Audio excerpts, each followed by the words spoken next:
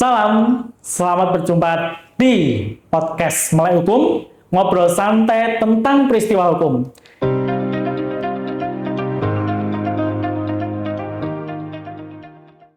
Ya, Pak Budi, kembali kita ngobrol lagi santai, tapi yang diobrolin berat juga gitu, nggak santai. Nggak apa-apa, jadi serius tapi santai. Oke. Ya.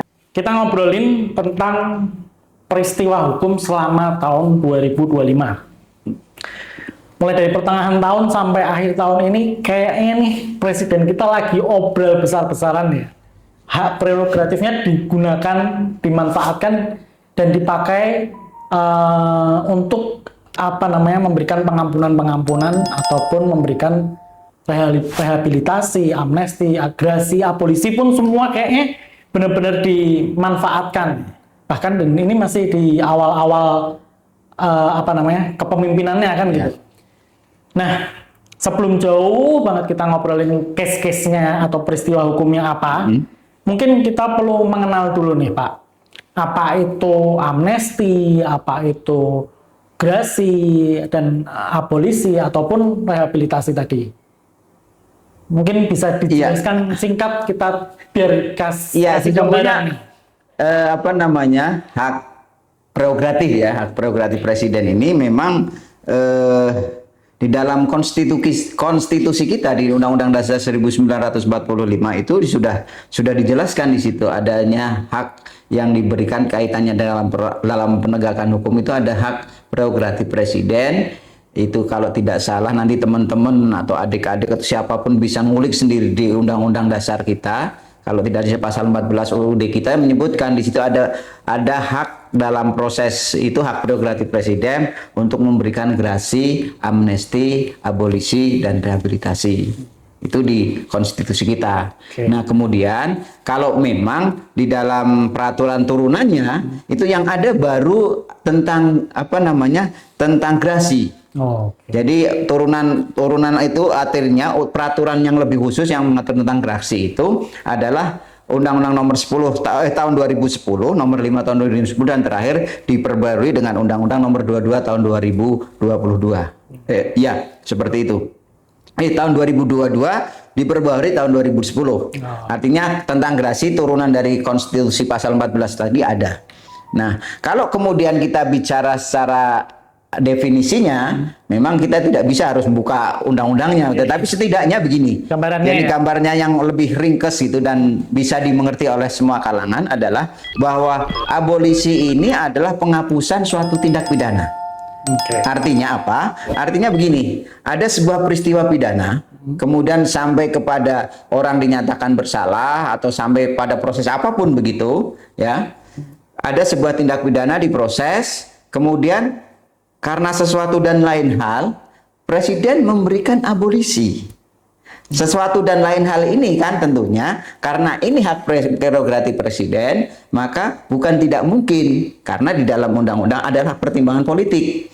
Karena apa? Karena di dalam konstitusi, di dalam undang-undang dasar dinyatakan juga bahwa untuk abolisi dan amnesti harus mendapatkan pertimbangan dari DPR. Nah, kita tahu DPR kan lembaga politik. Nah, kembali kepada definisi, ya kalau kita perbandingkan misalnya, abolisi ini adalah menghapus suatu tindak pidana. Sedangkan amnesti adalah menghapus akibat hukum dari tindak pidana, ada peristiwa pidana.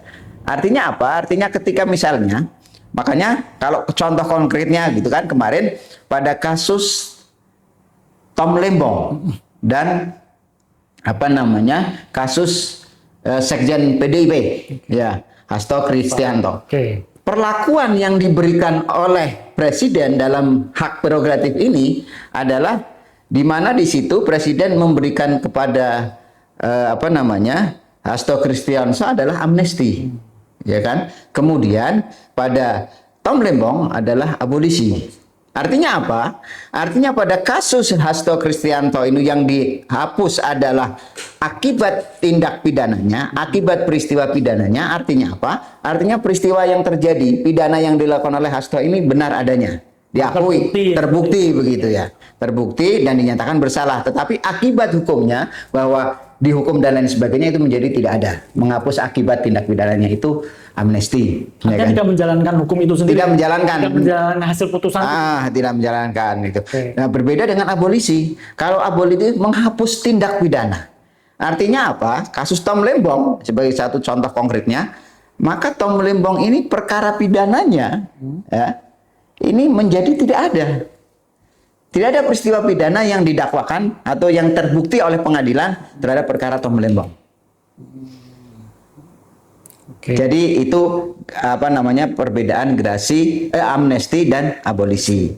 Berbeda halnya dengan gerasi dan rehabilitasi.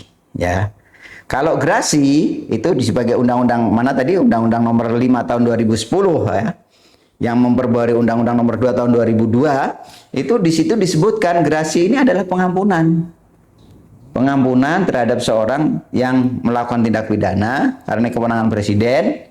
Ya, nah pengampunannya apa? Pengampunannya adalah akibat hukum, ya, akibat hukum dari peristiwa pidana itu. Karena sudah berkekuatan hukum tetap, maka diberikanlah gerasi. Artinya seorang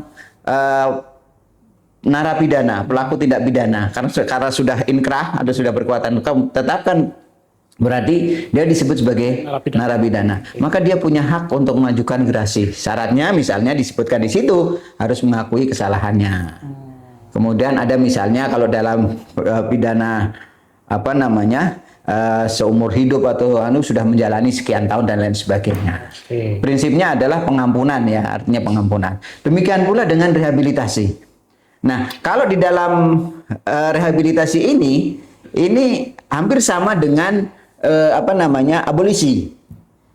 Jadi walaupun ya kalau rehabilitasi ini kan hak seseorang untuk dinyatakan direhabilitasi nama baiknya oleh karena proses ya penyidikan, penuntutan, pemeriksaan di persidangan itu karena ada kesalahan.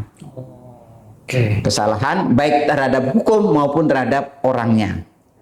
Sehingga kemudian dia direhabilitasi. Makanya di dalam ketentuan apa namanya konstitusi kita dalam hal gerasi dan rehabilitasi ini harus dengan presiden ya sebelum memberikan harus dengan pertimbangan dari Mahkamah Agung.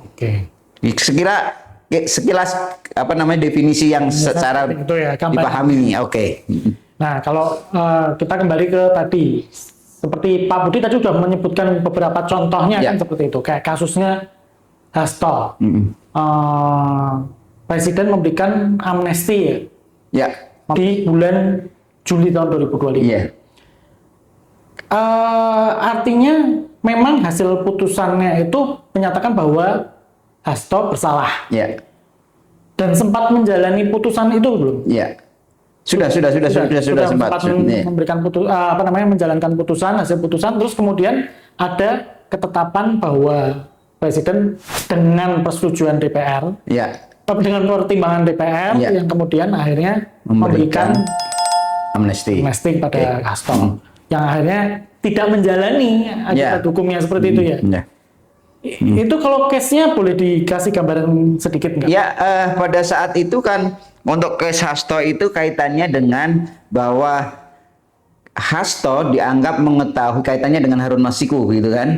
Jadi pada saat itu Hasto dianggap bersama-sama membantu atau bahkan ada proses ketika proses terjadi larinya Harun Masiku itu kasus Harun Masiku yang jelas ya.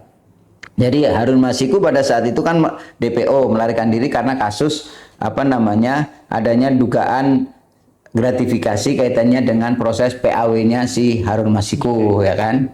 Nah di situ kemudian di dalam proses itu sudah ada tersangkanya begitu kan. Bahkan sudah ada perkara yang lainnya.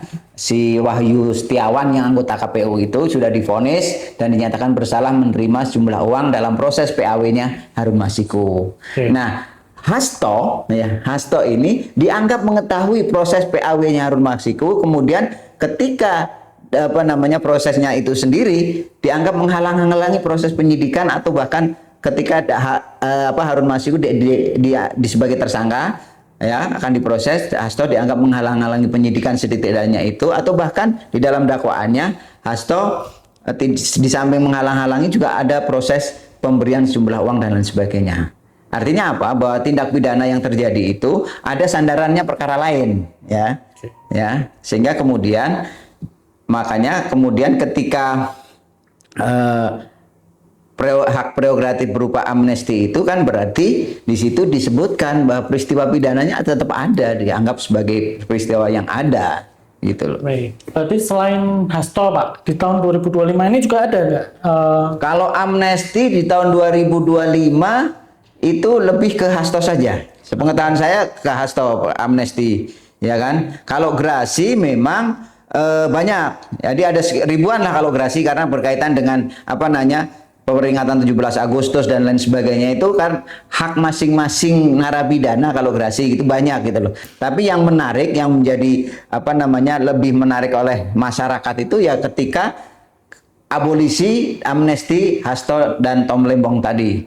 Kemudian terakhir ya yang sangat menarik sekali adalah ketika rehabilitasi diberikan kepada ini apa namanya perkara kemarin Ira Puspadewi ya kaitannya dengan apa namanya PT ASDP ya perkara korupsi tentang jual beli kapal kalau tidak salah begitu.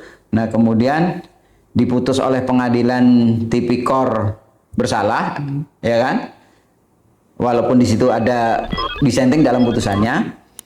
Nah, oleh putusan bersalah tersebut oleh apa namanya oleh presiden. Jadi kalau tidak salah ingat saya itu diputus di tanggal 14 November atau apa begitu ya. Katanya di bulan-bulan November itu.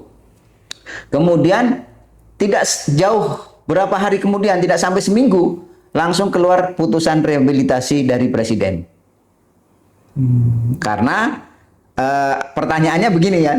Karena pada saat itu terhadap putusan itu menjadi perbincangan perdebatan publik. Jadi di dalam putusan Ira ya, di dalam putusan Ira yang menyatakan secara hakim ini apa namanya memutus bahwa Ira itu bersalah melakukan tindak pidana korupsi.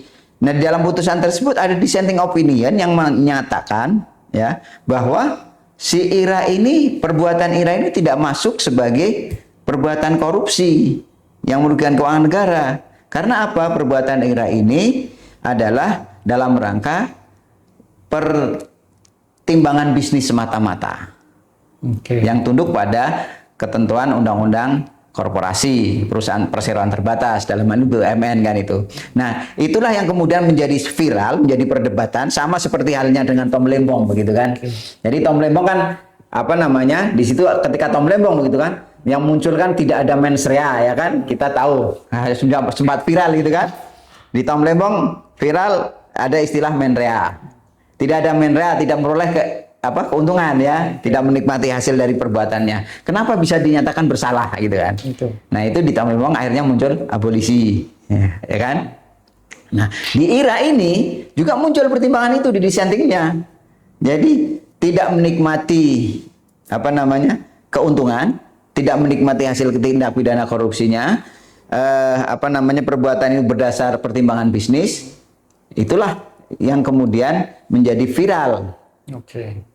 Di samping tidak apa tadi menikmati keuntungan tapi perlakuan presiden ini yang menjadi pertanyaan kemudian, kenapa pada Tom Lembong ini abolisi, tapi pada Ira rehabilitasi.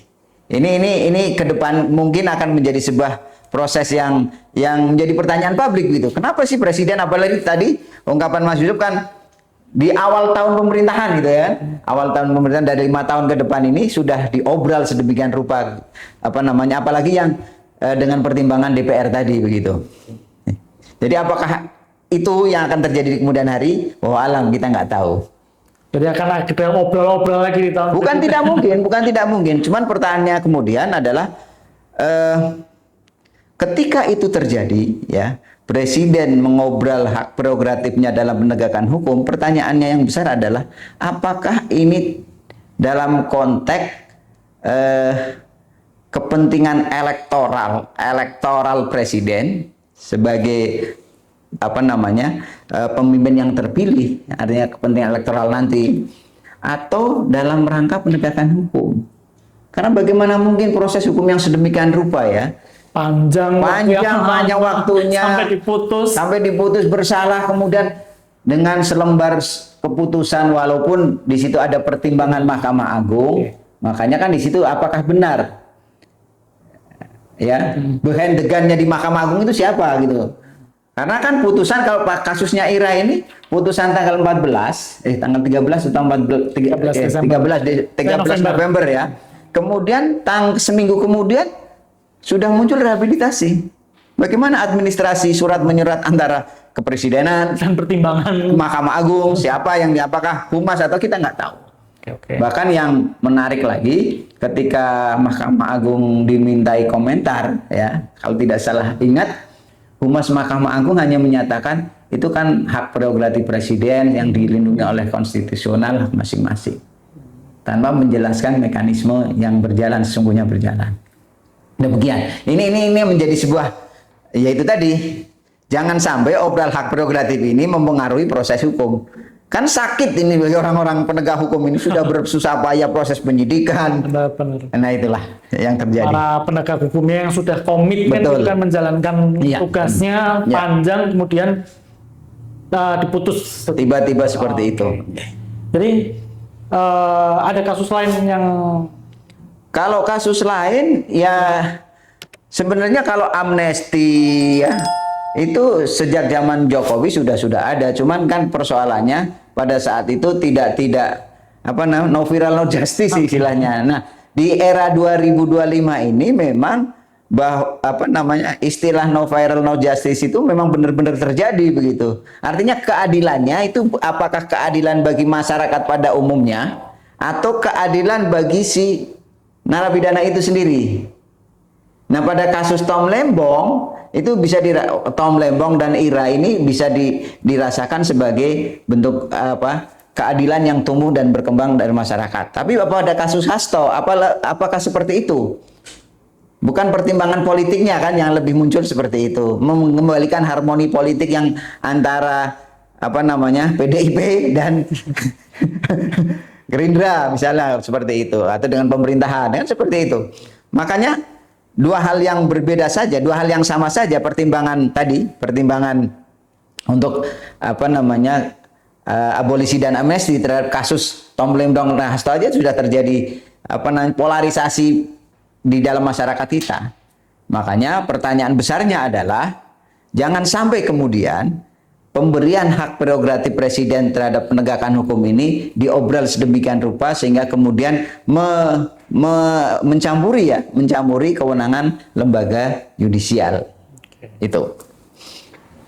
Baik, mungkin itu ya Pak Budi, kalau kita membahas di awal tahun pemerintahan presiden banyak banget kan gitu. Kalau mungkin memang presiden-presiden terdahulu juga ada, tapi kan nggak benar-benar ini kayak di awal pemerintahan aja sudah banyak banget yang... Tidak masalah sebenarnya, tidak masalah sepanjang kemudian memang bahwa proses yang secara administratif tadi benar-benar terbuka, transparan. Itu yang jadi persoalannya. Baik. Nah, sepanjang itu tidak transparan, maka ya muncul pertanyaan-pertanyaan bahwa obral hak prerogatif presiden ini hanya untuk kepentingan elektoral pemerintahan yang sekarang ada. Dan itu harus kita hindarkan. Baik, siap. Ini kayaknya waktunya juga sudah, mungkin kalau misalnya banyak yang nonton ini belum jelas, nanti bisa komentar di kolom komentar. Jadi juga bisa jadi bahan pertimbangan diskusi kita juga kan Pak? Untuk kedepannya insya Allah jadi ini mungkin obrolan santai hari ini kita bisa lanjutkan di kemudian hari nanti dengan obrolan. Insya Allah kalau ada waktu yang memungkinkan dan kita punya banyak umur gitu ya. Juga untuk mendukung kita biar terus bisa memberikan edukasi juga terkait dengan materi hukum, teori hukum ataupun hal-hal lain yang nanti ada di kehidupan kita. Betul. Sama-sama. Bisa dibantu subscribe dan share ke teman-teman yang lain. Baik, terima kasih atas waktunya juga Pak Budi. Sama-sama Mas Yusuf. Sama semua para penonton setia di Melek Hukum. Terima kasih, sekian, salam.